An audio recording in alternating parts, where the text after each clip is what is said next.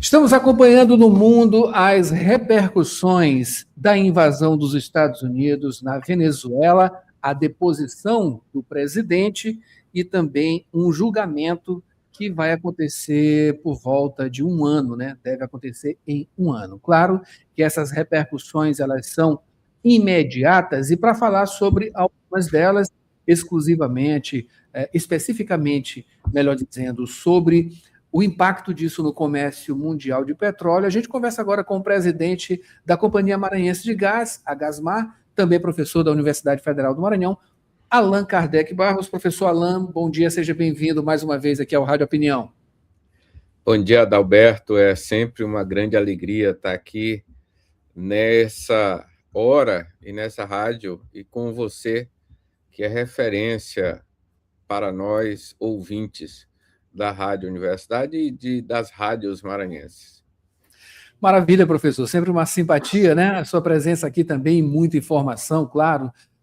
Professor aqui da nossa Universidade Federal do Maranhão, né? E várias iniciativas de pesquisa também, né, professor? Enfim, olha, tem muito assunto para se desenvolver, né, sobre isso tudo que está acontecendo. Claro que a grande mídia, né, está totalmente tomada por esses aspectos, essas análises que são muito importantes, tem impactos aí no universo da política, no universo também da diplomacia, né? É muito importante, não pode perder de vista esses aspectos, e, claro, na economia, né? Tem uma motivação, digamos, né, que parece ser a maior de todas, embora seja negada pelos próprios perpetradores, né, do que aconteceu, não livrando, claro, a responsabilidade, né, de Nicolás Maduro, né, em um regime totalmente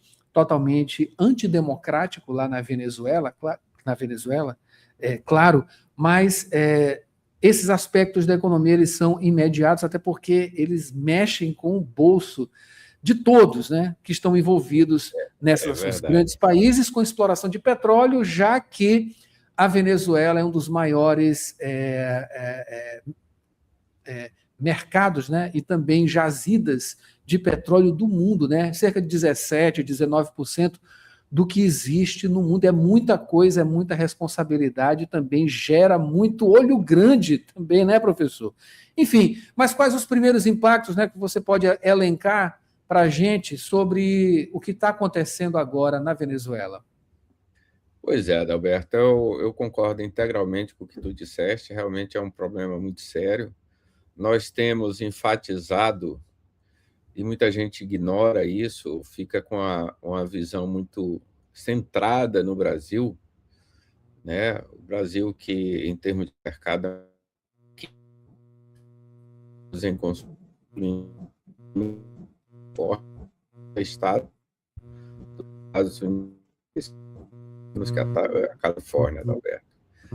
Então, eu tenho chamado a atenção que o debate da margem equatorial é geopolítico.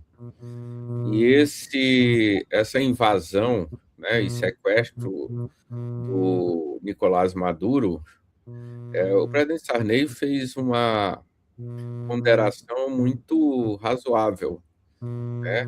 Ele condenou, né, o regime Maduro, mas ponderou que a invasão é inaceitável. Bom, mas não é disso que eu acho que você quer ouvir. Vou falar sobre os impactos da indústria de petróleo, com quem eu tenho conversado bastante, com muita gente da indústria do petróleo. Então, para começar a nossa conversa, eu diria que o impacto foi de espera. A indústria de petróleo, como no Brasil nós temos uma insegurança jurídica que agora está sendo resolvida, que é no aspecto ambiental e de sustentabilidade, mas que tem um aspecto geopolítico. Não podemos esquecer, a gente não vai entrar nisso agora. Mas a indústria, pelos atores com quem eu tenho conversado, eles estão olhando com reticência, né? Todo mundo foi pego de surpresa, não sabe o que vai acontecer, E a indústria de petróleo é uma indústria de longo prazo, como é a academia. Nós, da academia, nós temos para formar um aluno 5 anos, um mestre 2 anos, um doutor mais 4 anos, etc. A gente demora 10 anos. Um campo de petróleo são 10 anos. Daqui 10 anos, nenhum dos governantes do planeta estará comandando qualquer uma das economias. E isso é um aspecto que é levado em consideração na indústria, né? Hoje, o presidente Trump é governante, mas fica 3 anos. E depois, como é que fica? Né? Numa indústria que precisa de segurança jurídica. A Venezuela é um país que, como tu falaste, ela tem uma reserva gigantesca, são 300 bilhões de barris, 300 bilhões. Para tu teres uma ideia, a nossa reserva no pré-sal é de 14 bi, e a gente consegue revolucionar com 14 bi. Mas a Venezuela tem um problema muito grave, né? Que é a forma que os Estados Unidos têm tratado até agora, e vai continuar com esse cerco na economia. A Venezuela, enquanto o Brasil produz 3 milhões e meio, 3 milhões e 600 barris por dia, a Venezuela fica em 1 milhão. No regime dos últimos anos, ele caiu de 3 milhões para 1 milhão. Então, assim, pelo que eu tenho conversado com muita gente, Adalberto, é uma expectativa, né? As invasões dos Estados Unidos, elas sempre foram desastrosas, né? Vide todas elas, Vietnã, África, Afeganistão. Então, a indústria vê com muita reticência esses arroubos, que eu diria, né? Esse arroubo. Então, mas da parte do Brasil, desculpa me estender tanto, mas da parte do Brasil é importante, é bom, né? Porque o mercado lá da Venezuela é de um petróleo pesado, que só interessa a refinarias que processam esse petróleo pesado, que tem historicamente, aí da década de 80, o processamento desse petróleo pesado. O Brasil faz isso, o Brasil já está topado, e os Estados Unidos faz. Então, o grande prejudicado, na nossa opinião, não é o Brasil, que vai ser beneficiado, na nossa opinião. Vai ser o Canadá que refina esse petróleo. E a outra é a China, obviamente, né? Porque 70% desses 1 milhão de barris diários vão para a China. Então, provavelmente vai abrir mercado para nós, né? Porque a disputa que os especialistas em geopolítica estão falando que a disputa é com a China, né? Você atira de um lado para pegar em outro. Então, a leitura da indústria de petróleo é essa: esperar, ver o que vai acontecer, mas sabendo que a disputa ela é além do petróleo. É uma disputa um pouco mais ampla, é uma disputa em que os Estados Unidos, o pessoal está em compasso de espera. Vamos ver o que vai dar, né? Vamos ver se isso que o presidente Trump está falando é verdadeiro ou não, e esperar, compasso de espera. Aqui estamos conversando com o professor Allan Kardec Barros, do ALIB, que, para você que está chegando agora, estamos conversando sobre os impactos nesse universo petrolífero, né, professor? Mundial, por conta da invasão dos Estados Unidos e tudo que está sendo processado lá na Venezuela.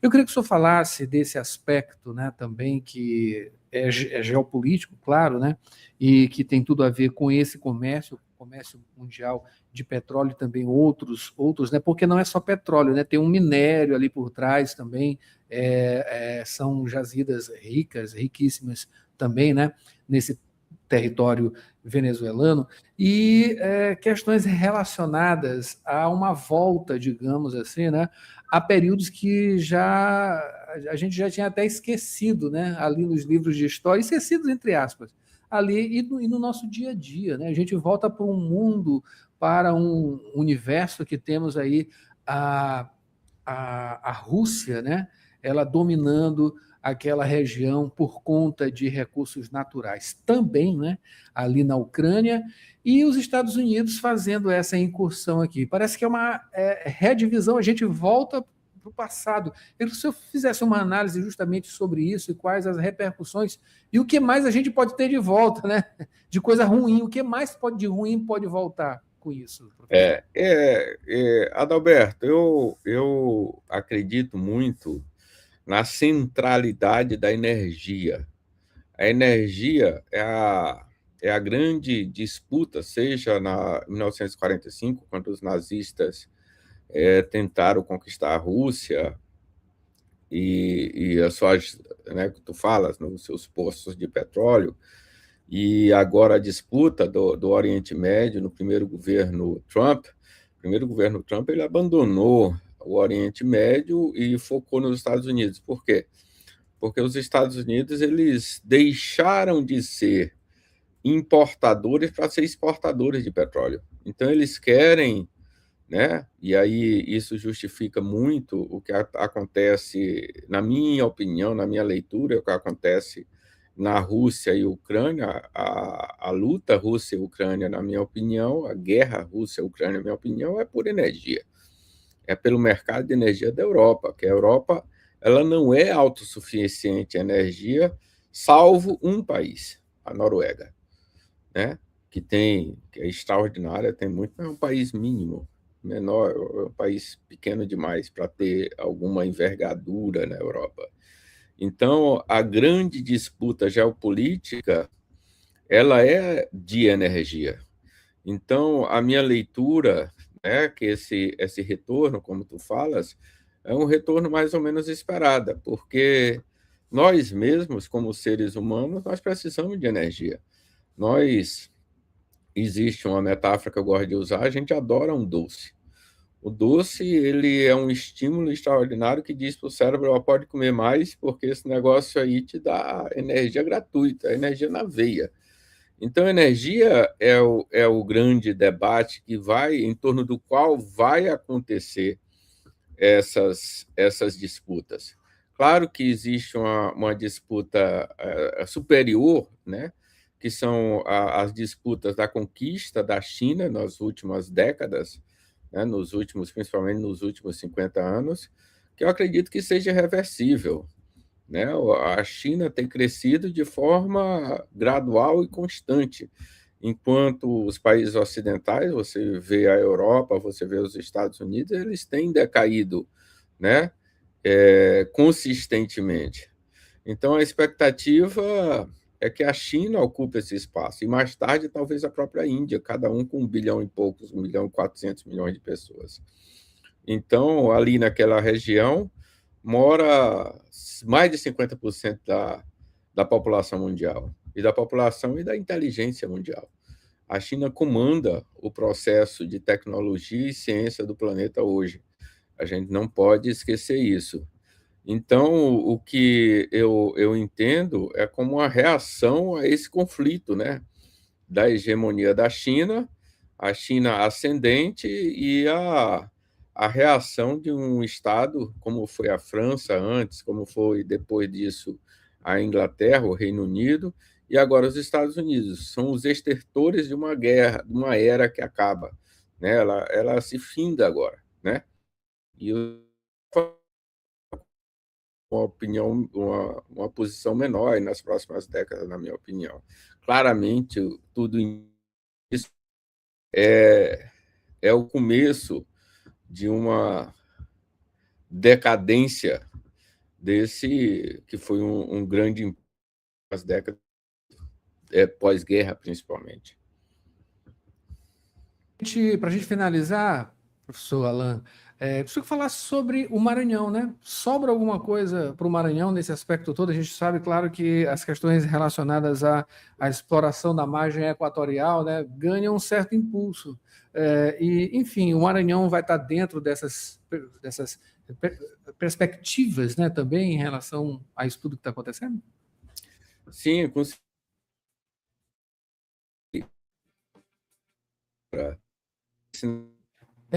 Professor, peço que você repita, o sinal aqui ele ficou um pouquinho prejudicado, tá? Se eu repetir a partir da minha pergunta, repetir a sua resposta, tá? Que o sinal aqui estava um pouquinho complicado. a pergunta, Adalberto, não sei se tu conseguiste me ver.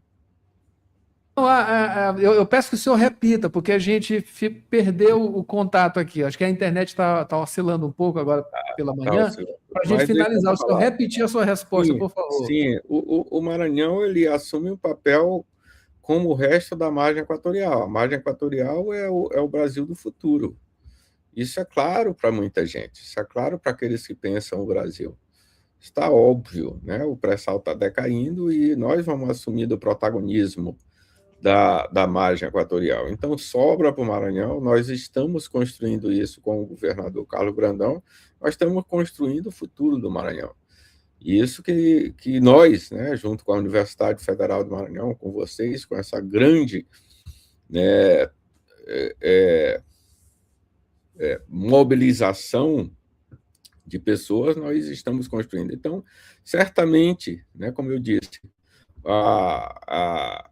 com a invasão, com o sequestro do Nicolás Maduro, obviamente o Brasil assume, na minha opinião, protagonismo e, obviamente, a margem equatorial ascende, né, cresce nessa expectativa.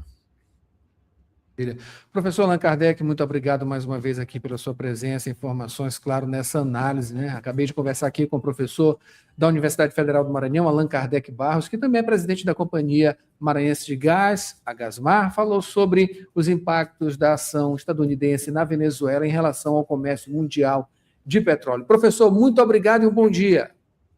Obrigado, Adalberto. Grande abraço. Até a próxima. Até.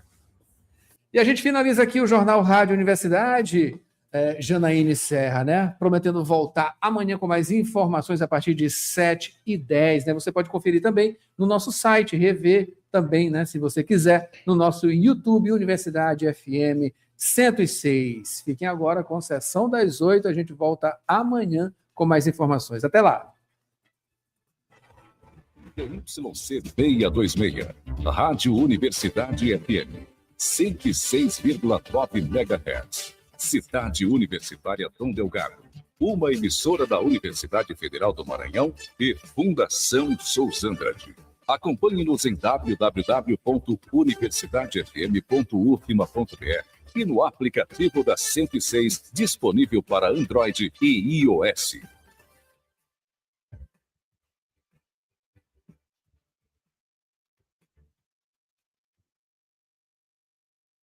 Você confere a hora certa.